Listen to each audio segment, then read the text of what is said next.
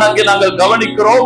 மத்தேயு எழுதின சுவிசேஷ புத்தகத்திலே 1வது அதிகாரம் 21வது வசனம், காலையில வாசித்த வசனம். மத்தேயு 1வது அதிகாரம் 21வது வசனம் சொல்லுகிறது, அவள் ஒரு குமாரனை பெறுவாள், அவருக்கு இயேசு என்று பெயரிடுவாயாக, ஏனெனில் அவர் தமது ஜனங்களின் பாவங்களை நீக்கி அவர்களை ரட்சிப்பார். அல்லேலூயா, அல்லேலூயா.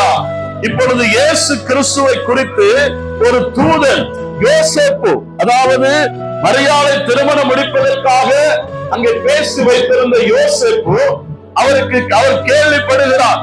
அவருடைய சம்பவத்தில் அவர் கேள்விப்படுகிற காரியம் இது, இயேசு கிறிஸ்துடைய பிறப்பை குறித்து.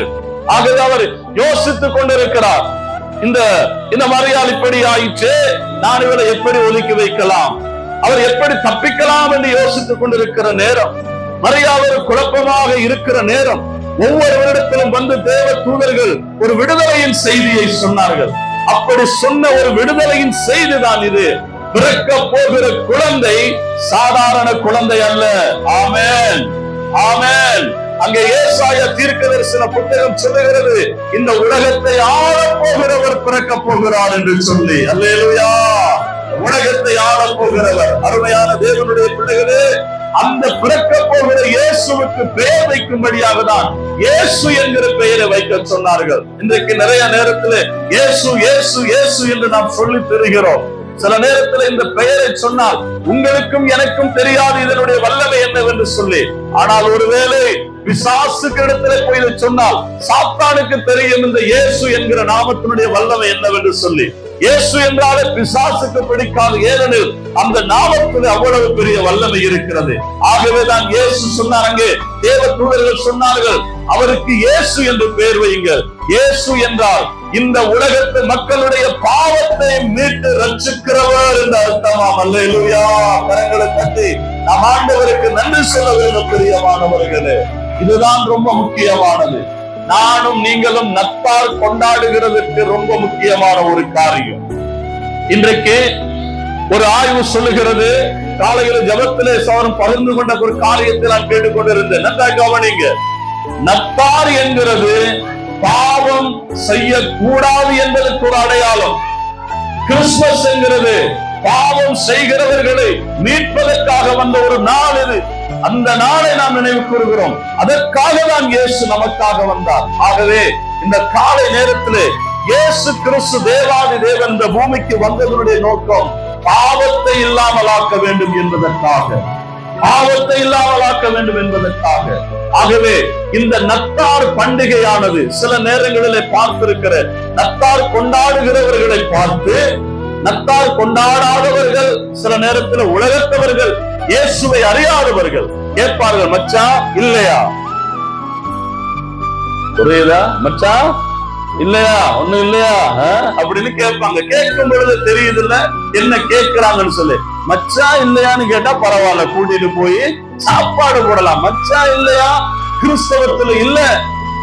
ஆகவே இன்றைக்கு கிறிஸ்தவம் என்று சொல்லுகிறது பாவத்தை ஒதுக்கி வைத்து, பாவத்தை மறந்து, பாவத்தை விட்டு இயேசு கிறிஸ்துவை சொந்த இரட்சகராய் தன் வாழ்க்கையில ஏற்றுக்கொண்டு பாவத்தை விட்டு வாழுகிற வாழ்க்கைதான் கிறிஸ்துமஸ். அல்லேலூயா, அல்லேலூயா. ஆகவே நான் திரும்ப திரும்ப சொல்லுகிறது, வருஷம் டிசம்பர் 25ஆம் நாள் வருகிறதுனாலே நாங்கள் நத்தார் என்ற ஒரு நாள் கூட்டி செய்கிறோம். அந்த நாளில் எல்லாரையும் பார்ப்பது எனக்கு ஒரு சந்தோஷம். ஆனால் என்னுடைய நத்தார் எப்பொழுது எனக்கு பிறந்தது என்று சொன்னால் 1999 எனக்கு நத்தார் வந்துவிட்டது. அல்லேலூயா. அன்றையில இருந்து இன்றைக்கு வரைக்கும் ஒவ்வொரு நாளும் எனக்கு நத்தார் தான். எத்தனை பேருக்கு சொல்ல முடியும்? இயேசுவை என் வாழ்க்கையில சொந்த இரட்சகராய் ஏற்றுக்கொண்ட அந்த நாள் தான் எனக்கு நத்தார். அல்லேலூயா. கரங்களை தட்டி ஆண்டவருக்கு நன்றி சொல்லுவோம். என்றைக்கு நீங்கள் இயேசுவை ஏற்றுக்கொண்டீர்களோ அன்றைக்கு உங்களுடைய நாளிலே நத்தார் வந்து விட்டது. அல்லேலூயா. அப்படிதானே? 2015ஆம் ஆண்டு டிசம்பர் மாதம் எங்களுக்கு நத்தார் வந்து விட்டது. அல்லேலூயா. இயேசுவை ஏற்றுக்கொள்ளுகிற நாள் தான் நத்தார். ஏன் என்று சொன்னால் அவர் நம்மை பாவத்தில இருந்து ரட்சிக்கும்படியாக இந்த உலகத்தில் அவர் பிறந்தாயிற்று. ஆகவே உங்களுக்கு ஒரு நல்ல செய்தியை நான் சொல்லுகிறேன். இந்த இடத்துல வந்திருக்கிற உங்களை பார்த்து சொல்லுகிறேன், ஒருவேளை இயேசுவை உங்கள் வாழ்க்கையில சொந்த ரட்சகராய் ஏற்றுக்கொண்டிருக்கிறீர்களா? உங்களை கர்த்தர் ஆசீர்வதிப்பாராக. உங்கள் வாழ்க்கையில நத்தார் பிறந்தாயிற்று. ஒருவேளை புதிதா இந்த இடத்துல வந்திருக்கிற உங்களுக்கு நான் ஒரு அழைப்பு கொடுக்கிறேன். இதுவரை இந்த இயேசுவை நான் அறியவில்லை, இந்த இயேசுவை நான் ஏற்றுக்கொள்ள விரும்புகிறேன், இந்த இயேசுவால் தான் என் வாழ்க்கையில விடுதலை இருக்கும் என்று சொன்னால் அந்த இயேசுவை என் இருதயத்தில் சொந்த ரட்சகரா நான் ஏற்றுக்கொள்ள விரும்புகிறேன் என்று யாராவது இன்றைக்கு சொல்லுவீர்கள் என்றால் நான் நினைக்கிறேன், இன்றைக்குத்தான் உங்களுடைய வாழ்க்கையில நத்தார் பிறக்க போகிறது. அல்லேலூயா, அதுதான் நத்தார். ஏனென்று சொன்னால் இயேசு பிறக்கிற பொழுது மக்கள் அதை ஆவலாய் எதிர்பார்த்துக் கொண்டிருந்தார்கள். காரணம், இயேசு பிறந்ததற்கு பிற்பாடு 33 வருஷம் ஊழியம் செய்து கொண்டிருந்தார். அவர் ஊழியம் செய்கிற பொழுது சிலர் வியாதியில இருந்தார்கள், சுகமாக்க முடியவில்லை. சிலர் கண்ணீரோடு இருந்தார்கள், அங்கு விடுதலையாக முடியவில்லை. சிலர் பாவத்திலே வாழ்ந்து கொண்டிருந்தார்கள், விடுதலையாக முடியவில்லை. ஆகவே அவர்களை இயேசு சுகமாக்கினார். கண் பார்வை இல்லாதவர்களுக்கு கண் பார்வையை கொடுத்தார். கை முடியாதவர்களுக்கு சூமின கையை சுகமாக்கினார். குஷ்ட ரோகத்தில் இருந்தவர்களை இயேசு சுகமாக்கினார். பல விதமான பாடுகளில் இருந்தவர்களை இயேசு சுகமாக்கினார். ஒருவன் வியாதியோடு இருந்தான், அவனை பார்த்து இயேசு சுகமாக்கினதுக்கு பின்பு அவனை பார்த்து சொன்னார், நீ இனி பாவம் செய்யாதே என்று சொன்னார். காரணம், அவனுடைய பாவம் தான் அவனுடைய வியாதிக்கு காரணமாக இருந்தது. அவனுடைய மீறுதல் தான் அவனுடைய வியாதிக்கு காரணமாக இருந்தது.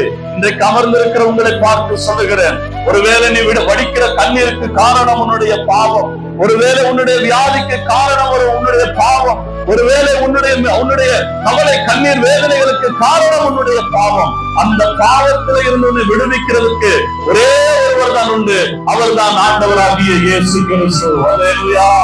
அந்த இயேசு கிறிஸ்து உனக்காக எனக்காக அவர் ஒரு நாள் குழந்தையாய் பிறந்தார், நமக்காக வாழ்ந்தார். 33 வருஷம் அவர் என்ன செய்தார்? நமக்காக வாழ்ந்து ஊழியங்களை செய்ததற்கு பின்பு நமக்காக அவர் சிலுவை மரணத்தை ஏற்றுக்கொண்டார், நமக்காக அடக்கம் பண்ணப்பட்டார், நமக்காக 3ஆம் நாள் உயிரோடு எழுந்தார். அவர் இன்றைக்கு உயிரோடு இருக்கிற ஆண்டவர். அந்த இயேசுவை ஏற்றுக்கொள்கிறவருடைய வாழ்க்கையிலே அந்த விடுதலை உண்டு. ஆகவே இந்த நாளிலே வந்திருக்கிற உங்களை பார்த்து நான் சொல்லுகிறேன், அருமையான தேவனுடைய பிள்ளைகளே, சின்ன பிள்ளைகளை பார்த்து சொல்லுகிறேன், வாழுகிற தம்பி தங்கச்சிமாரை பார்த்து சொல்லுகிறேன், பெரியவர்களை பார்த்து சொல்லுகிறேன், இன்றைக்கு ஒருவேளை அந்த இயேசு என் வாழ்க்கையில வர வேண்டும் என்று யார் யார் விரும்புகிறீர்களோ, நீங்கள் எதிர்பார்க்கிறதான சந்தோஷம் சமாதானம் இன்று முதல் கொண்டு எப்பொழுது உங்கள் வாழ்க்கையிலும் உங்கள் குடும்பத்திலும் நிரந்தரமாக இருக்கும், நிரந்தரமாக இருக்கும், நிரந்தரமாக இருக்கும். அல்லேலூயா. ஆகவே இந்த காலை நேரத்திலே அதனாலேதான் அவர் என்ன செய்கிறோம் என்றால், நத்தார் என்றாலே அதை கொண்டாடுகிறதுக்கு காரணம். இங்க நாங்கள் எல்லாரும் ஏன் நத்தார் என்றால் பாட்டு பாடுகிறோம் என்று சொன்னால், இயேசுவினுடைய செய்தியை முதலாவது மேய்ப்பர்களுக்கு சொல்ல வந்த மேய்ப்பர்கள், தேவ தூதர்கள் முதலாவது பாட்டு பாடினார்கள். அவர்கள் ஆடி பாடி பாட்டு பாடினார்கள். ஏனென்றால் இயேசு பிறந்தது என்றாலே ஒரு கொண்டாட்டம் தான். ஆகவே உங்கள் வாழ்க்கையில இயேசு பிறந்தால் அது கொண்டாட்டம், அது சந்தோஷம். வெளியிலே ஒரு மாதிரி சிரித்து வாழ்ந்தாலும் உள்ளத்துல அங்கே ஒரு பாரத்தோடு கவலையோடு கண்ணீரோடு வாழ்கிறீர்களா? அந்த கண்ணீரில் இருந்து விடுதலையாக்க இயேசுவால் மாத்திரம் தான் முடியும். ஆகவே இந்த நல்ல செய்தியை நான் உங்களுக்கு சொல்லுகிறேன், தைரியமாயிருங்க. இந்த 2025ஆம் ஆண்டு ஒரு 12 மாதம் போகட்டும், பரவாயில்லை. இந்த 25ஆம் தேதியில இருந்து நான் அந்த இயேசுவை என் வாழ்க்கையை ஏற்றுக்கொள்கிறேன். அடுத்த வருகிற புதிய வருஷத்துல என் வாழ்க்கையில் ஒரு பெரிய ஆசீர்வாதத்தை தாரமாட்டவர் என்று வாஞ்சிக்கிறவர்களுக்கு நான் அழைப்பு கொடுக்கிறேன். ஆக இந்த நேரத்துல அந்த இயேசுவை நான் ஏற்றுக்கொள்ள விரும்புகிறேன் என்கிறவர்களும் சரி, அவருடைய ஆசீர்வாதம் எனக்கு வேண்டும் என்கிற விரும்புகிறவரும் சரி, நாம் இருக்கிற இடத்துல நாம் எழுந்திருப்போம். இந்த காலை நேரத்துல நாம் அதற்காக தான் கூடி வந்தோம்.